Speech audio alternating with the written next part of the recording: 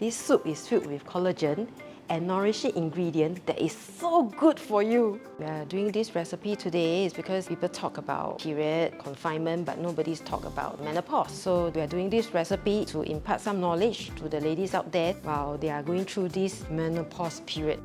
Zhong is actually a bug from a small tree in China. It has anti-inflammatory properties and also it strengthens your back and your bone. For a good Zhong, when you try to open it up, you will be able to see the white fiber in between. Remember to give it a good scrub to remove all the impurities. The reason why we blanch the chicken is to remove all the impurities so that the soup will be clear and not so slimy and cloudy on top.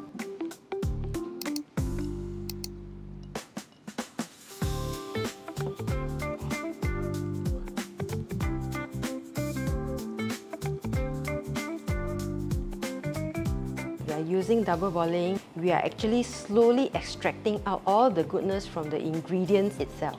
For those friends who have got no time to cook, you can always get this MenoEase pill from Eu Yan Seng, God sent pill from heaven. These pills are made up of several traditional herbs meant to support women transitioning into menopause.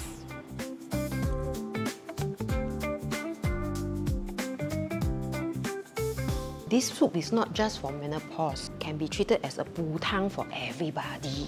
Listen, come and try the 补汤, come. Wow, what is this? 好无聊.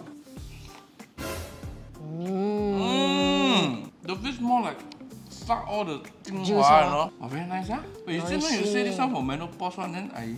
No lah, give elasticity to your skin what? Must start from young ma. Okay, collagen. Toing toing.